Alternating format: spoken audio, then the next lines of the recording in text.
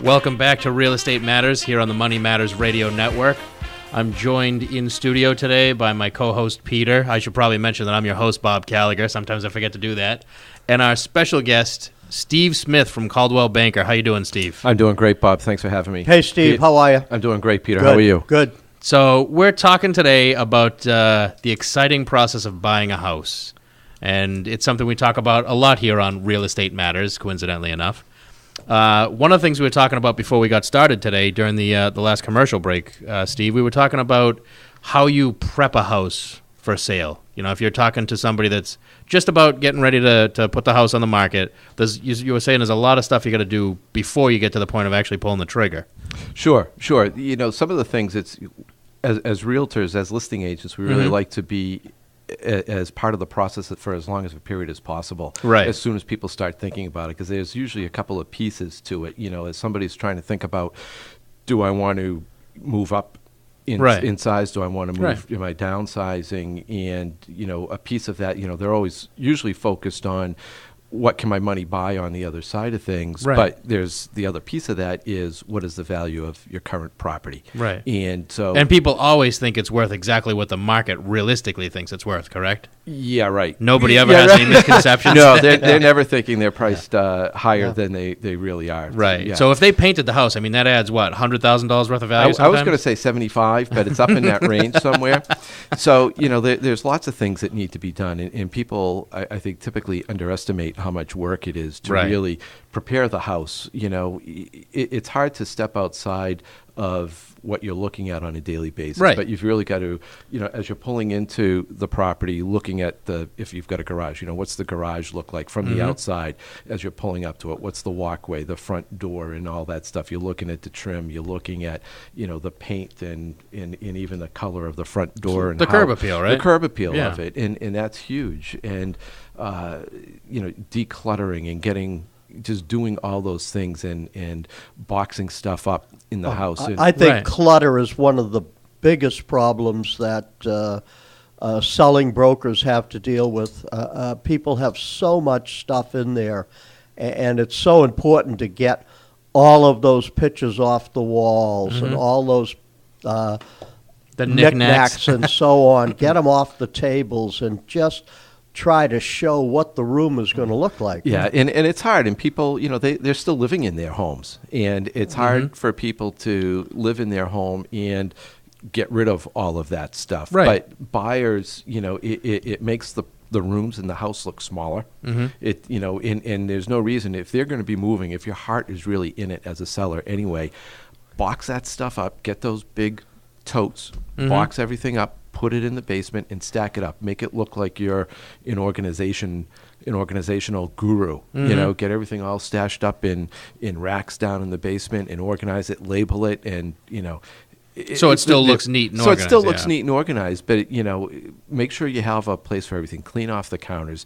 Clean off the globes on your lights, for gosh sakes. You know, it's amazing how many houses, it's amazing how many times you go into a house and you go to, if the lights aren't on already, if you flip a light on and, you know, there's 3 or 4 flies up there. The dead ones and all the ladybugs, and it just dirty, or not all the bulbs are working. It just wipe everything down, and it just really it just makes it feel so much brighter. Right. You know, and even little fixes of things like, you know, changing a few light fixtures here and there. You know, they're cheap enough. You can go to, you know, any major retailer and get, you know, a couple of lights for, you don't have to spend a lot of money. No. You know, $20 a piece. Cheap though. Right? And put it in, and all of a sudden it just gives a different impression. Right. And, especially if your house is straight out of the late 70s, early 80s. Oh, that right. stuff just stands Or out. earlier, you know. Yeah. And it's just people don't, you know, they don't want to put the effort into some of that stuff.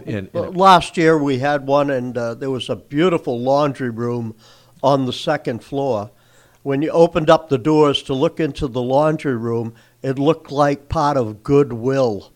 There was so much clothes thrown all over the place. It was, and the people just roll their eyes, you know. It's just not a good presentation. It's not a good presentation, and that's the thing that, you know, people forget that you've got these total strangers coming in, and just, you know, if you're not a good housekeeper per se, hire somebody to come in, at least once, give it a good deep clean, and get yourself organized. Have a spot to put all the dirty laundry. People are going to be opening the cabinets and opening all the closet doors. Absolutely. Don't just stuff everything in there. And Right. you know what? Organize it. Wipe that stuff down. It doesn't take much, but it makes a huge difference from the buyer side. It's one of the, good news, bad news thing about all these HG Home and Garden TV shows is that, they give, in a lot of cases, false impressions of what buyers are expecting. Oh, yeah. Buyers are going into houses out here in Massachusetts, southern New Hampshire, and saying, you know what? How come this doesn't look like the houses I see on TV? Yeah. And it's just, granted they had, they only spent $2,000, on materials, but they had 30 people in there. Didn't charge anybody for labor to do all the work over a 2-week period that would take any one of us 2 years to do. But Yeah. it's just just the little things of touching up paint and getting that stuff cleaned up really make a big difference. And you're right, Peter. It's that presentation, and that's what people are expecting to see. Now, what about the bigger things? If you've got a kitchen straight out of the 70s, do you recommend updating even the countertops to a newer Formica instead of the metal banded one that they had on there? That's a tough call. It's a situational decision. Some people don't have the funds maybe to do something like that.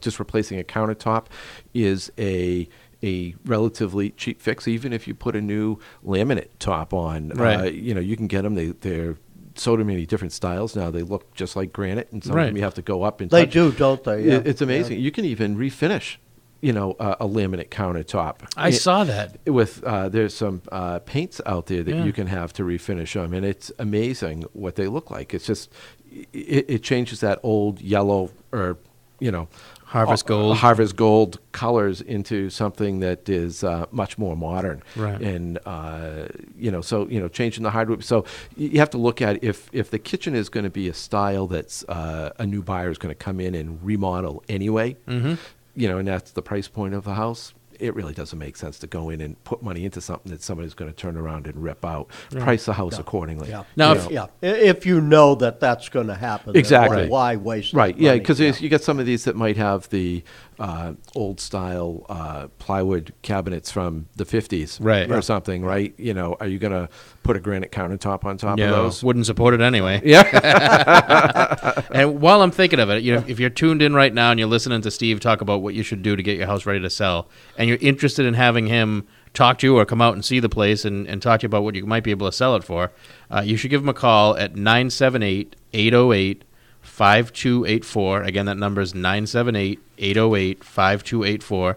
And Steve's with Coldwell Banker in Chelmsford, but he covers most of the Middlesex County area, eastern Worcester County, and then the surrounding areas up into southern New Hampshire as well, correct? Yes, absolutely. I grew up in New Hampshire and still have a lot of friends and family up that way. And I live up in the Groton, Mass area. And so, a lot of people looking up in that area end up Right. looking across the border. So Nashua, Brookline, Hollis, Hudson, Pelham, Yeah. all along the border. And I can't say it. Bedford, I've worked Merrimack.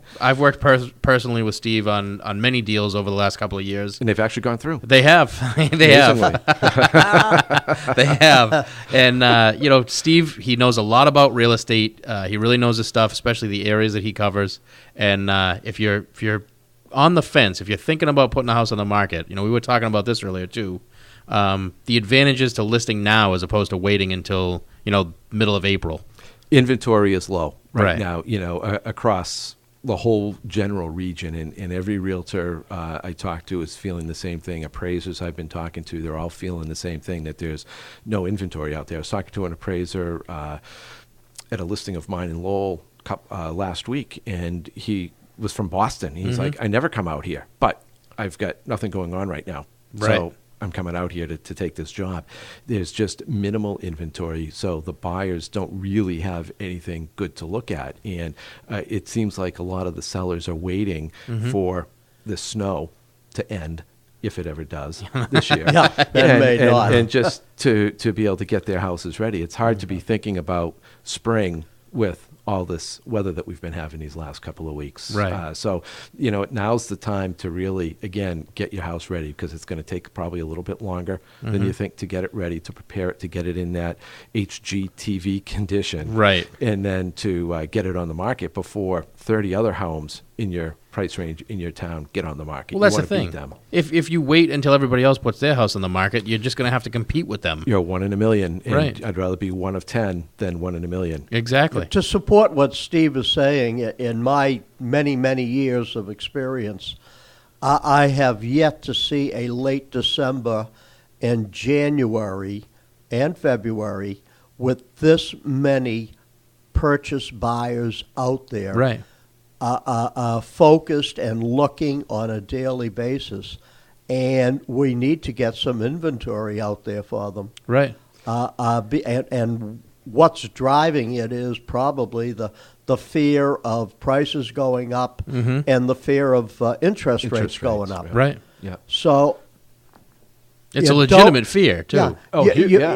If there's 50, if there's 1,000 properties on the marketplace right now to choose from, you don't want to wait until the end of April when there's 10,000 out there, because it's going to take away from your being able to sell your home Right. and There- get the price you want. Right. There are buyers out there right now, and I see it on a daily basis where I've got a handful of buyers that there's nothing for them to really look at. I talk to them. They're looking online, and they're like, there's still nothing there. Right. Each day goes by, and they're just waiting, and they're ready to go.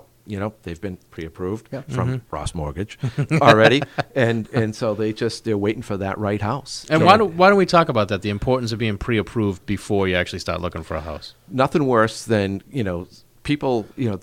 There's so much information online today, right? That Right. everybody's online. They're pre-approved. They're looking at stuff. They know what their expenses are. They think they know what they can what they can be pre-approved for and what they can afford on a monthly basis. So they're doing their own thing. They go in. They snatch up a realtor. They're checking out houses. Hey, this is pretty fun. We're going out.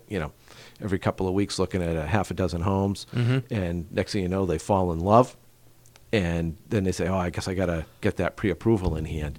And they go and get that pre-approval, and there's something in their background that they didn't realize was going to be such an impact on getting pre-approved. Right. Whether it's student loans, whether it was a foreclosure or a short sale or something from years back, Right. that or a job loss there, or maybe they're a contract worker and not a full-time employee, Right. That they just didn't really think about, that is going to have an huge impact. Yeah. Huge impact on what's going on. And that's when you really get right down to it. You don't want to go out looking at $400,000 and $500,000 houses, fall in love with them, then realize you only qualify for $250,000 to $300,000. Yeah, because it gets kind of depressing after Well, that. yeah, every house you look at in that price range is going to seem horrible. Right. Oh, yeah. Oh, they do. Yeah, yeah, you've been through it. Oh, Yeah. yes. Oh, yes. And a lot of people do it, and that's, we try to encourage buyers to do it. And in a lot of cases, they don't always want to listen, but the smoother transactions are the ones where they're taking our advice, they're listening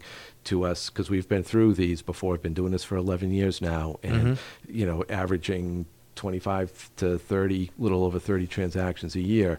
There's a lot that can go wrong. You see a lot. You're run into a lot of roadblocks or speed bumps, as they call them, and just to try to work yourself over them. And Right. But with the right amount of planning, it doesn't need to be that way. And that's why you come talk to Ross Mortgage. So you Thank can you. get pre-approved. Yeah. The I threw, buzzwords. I threw a few of those You Ross did. Mortgage ones in there. You I don't hear did. a lot of Steve Smiths. Yeah, well, you know what? That's a good point. We should mention that again. If you're tuned in and you're thinking about buying or selling real estate, and it doesn't matter if you're looking to live there, buy a vacation home, or buy it as investment property, Steve is the guy to talk to, and you can reach him by calling 978-808-5284. Again, it's 978-808-5284, and he covers the the areas of Middlesex County, eastern Worcester County, and then the surrounding areas up into southern New Hampshire as well. Absolutely. And also can be reached via email at steve.smith@nemoos.com. You want to give that out one more time? steve.smith@nemoos.com. Right, and you're based out of the Chelmsford area, Yep, correct? the office that I'm affiliated with is in Chelmsford. I live up in the Groton, Mass area, and been up there for 20 years. I was over in Drake before that, down, well, we won't go into my sordid past. I'll just leave that alone. Yeah, probably a good idea. Yeah, right.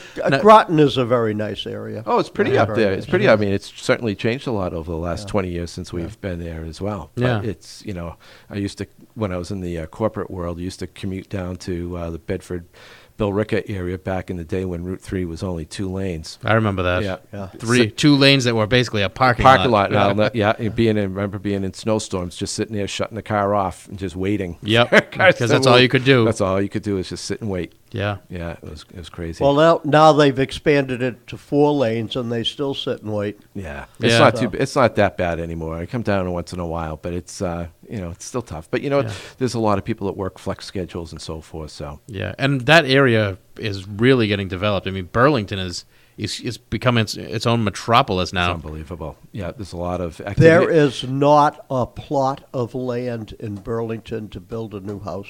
Yeah, I believe it. Not one building site. Well, there's you know, there's a lot of They're tearing houses down. to build contractors, them. Bedford, Billerica, Lexington area. I know some builders down there that they'll grab an older piece of property, tear it down, and go from there, start from scratch. Yeah, you know, it's that's really crazy. all you can do these days Right, in with a some lot of those. towns. Yeah, and it's just, but you know what? It's just the when you just look in general, you know, you're thinking about the economy and house prices and so forth.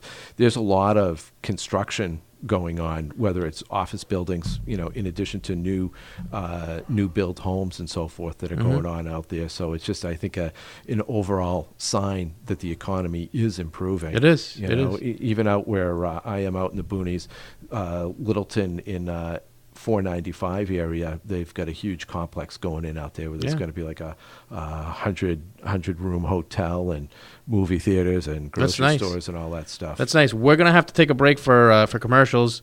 If you've been listening and you'd like to talk to Steve about buying or selling a home, you can reach him at 978-808-5284. Again, it's 978-808-5284. Steve, thanks for being on.